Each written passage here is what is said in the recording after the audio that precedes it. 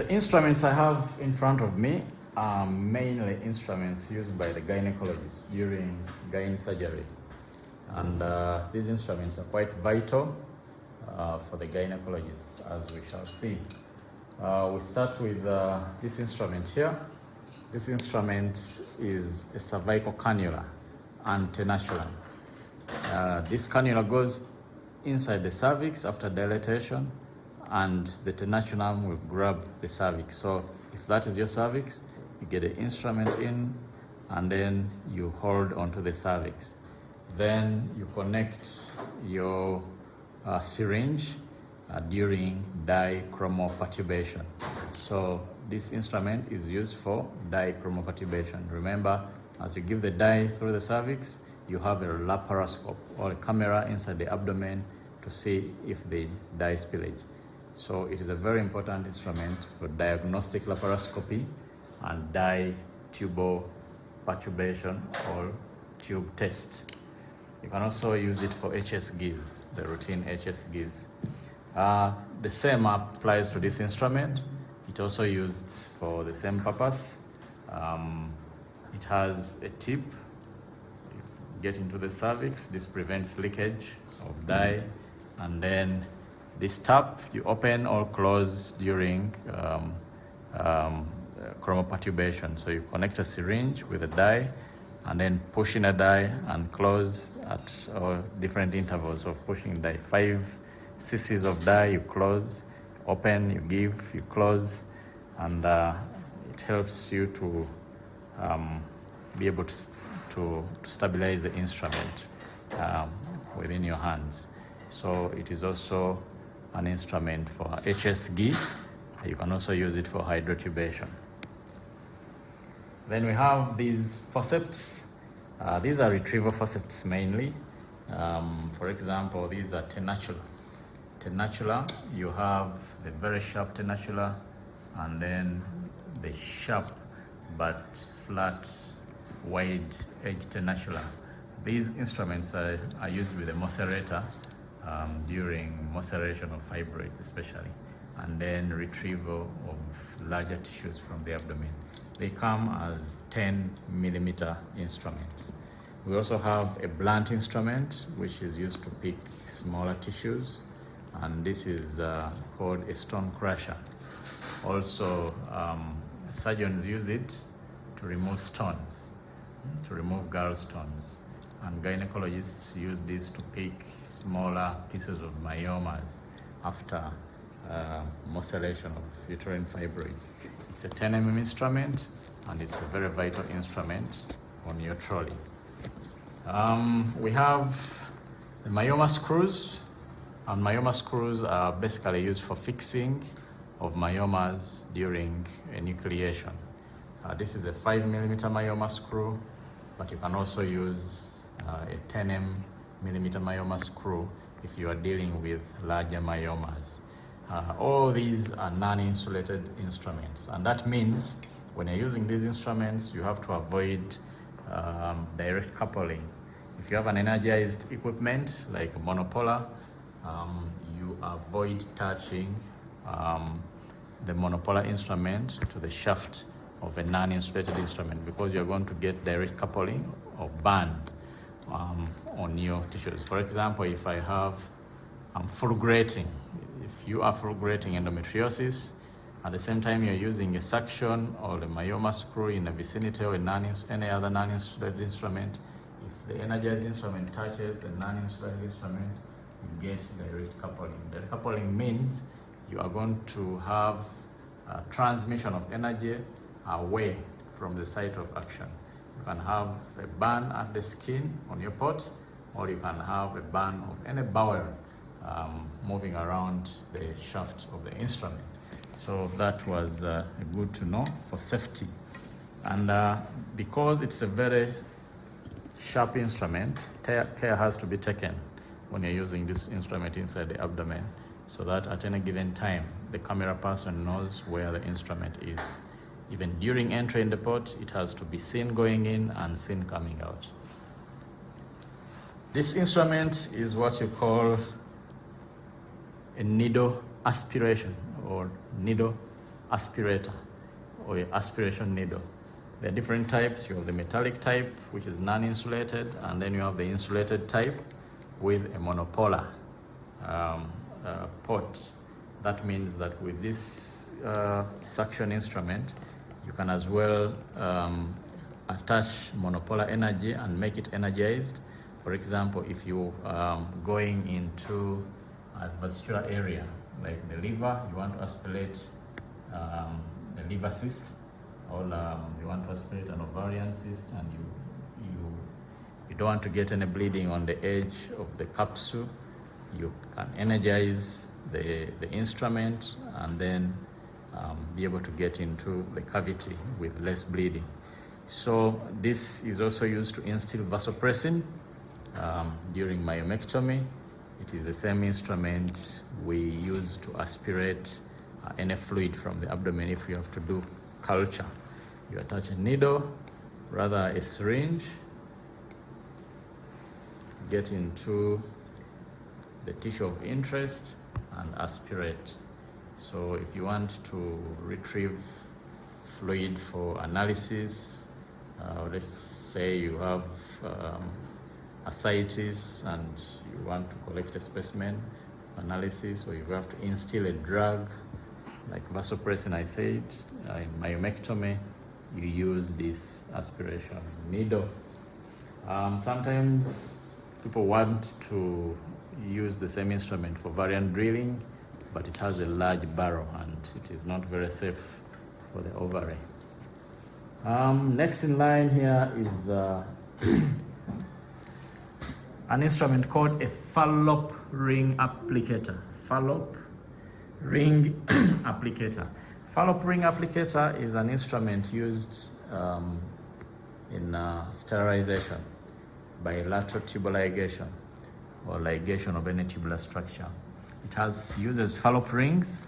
These are the Fallope rings, and these rings usually fed on the tip of the applicator. You can use one ring or two, and this is a feeder. You push the ring up to the top like that, and then you set. If you look here closely, the instrument has 1 and 2.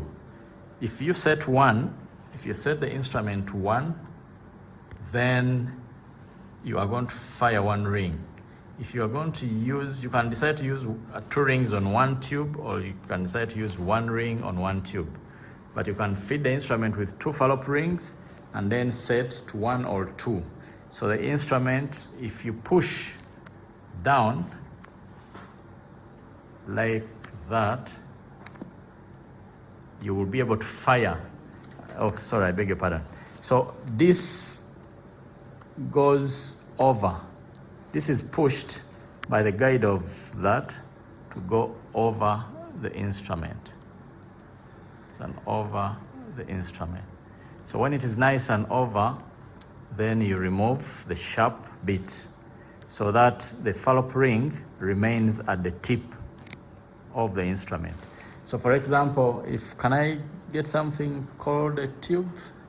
It can get, it can be. So after feeding the Fallope ring, you can feed 1 or 2 rings, depending on what the security you want over the tubular structure. Here we have used 1 Fallope ring. Each of these costs about $20. So, and they're very effective. The reason I like Fallope rings, unlike the other methods of tubal ligation, like using a ligature or a diathermy or energy, here it is very easy to do a reversal. When you use Fallope rings, it is very safe and easy to do a tube reversal.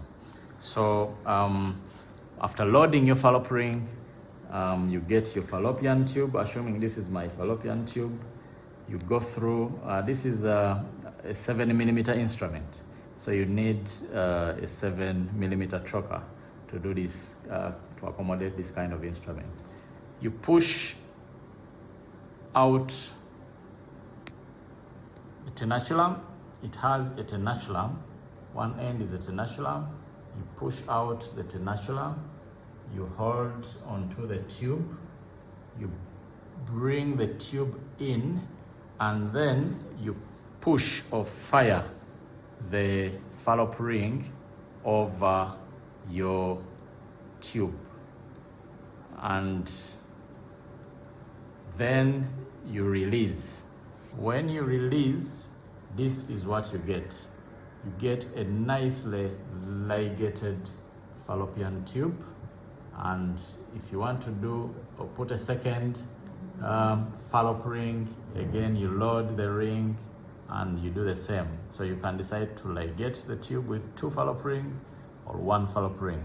And this tube is easier to do a reversal because you have not used energy and not caused too much trauma on it. So this is a fallopian ring applicator.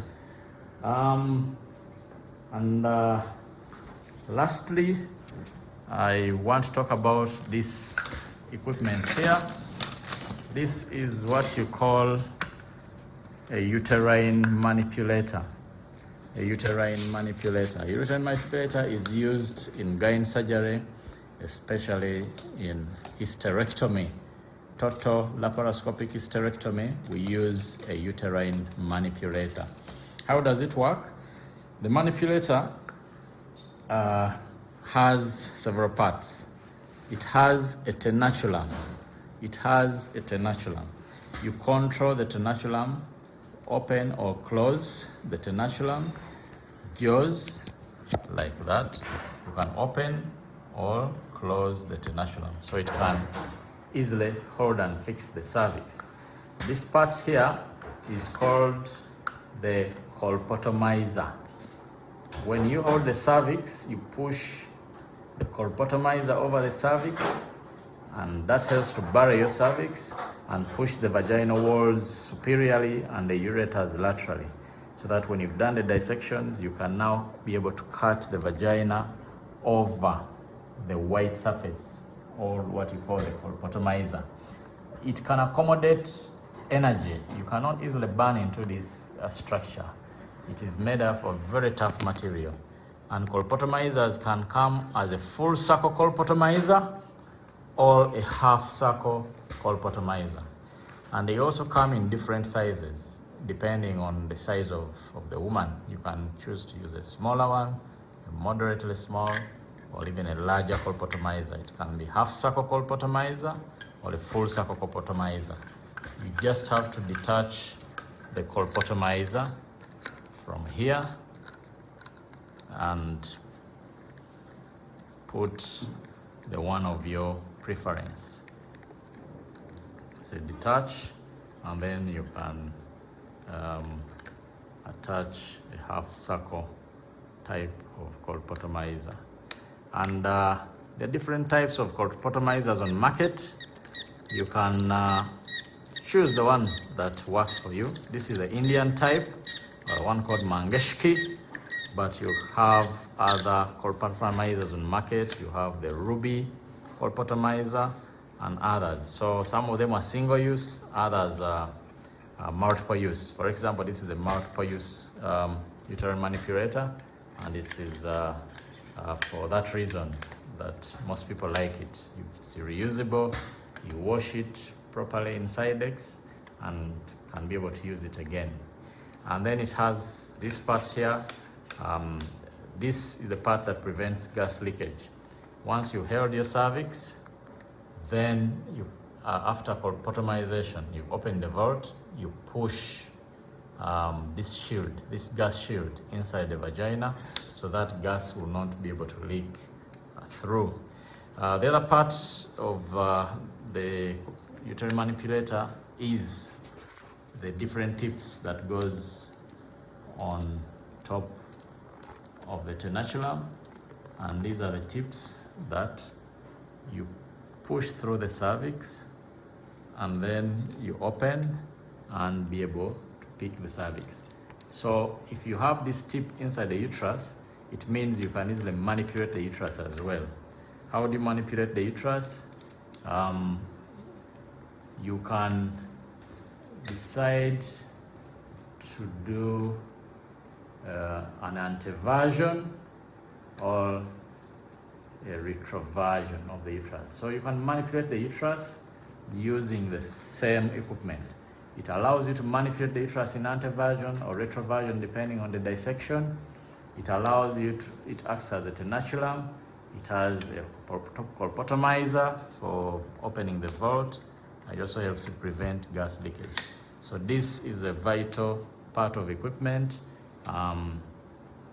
used by the gynecologist doing a total laparoscopic hysterectomy.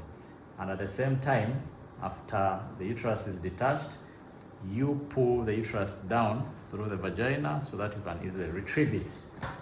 Yep. Lastly, this is another type of uterine manipulator, a simple type.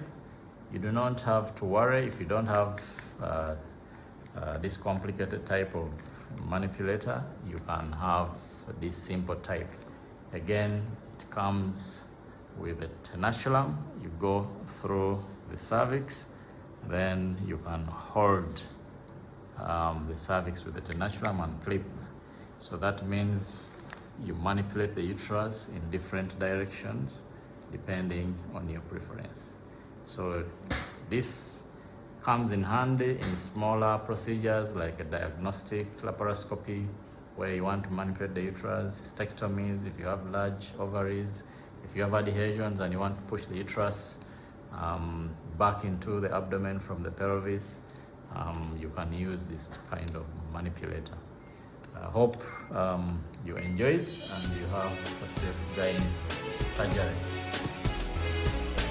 All right.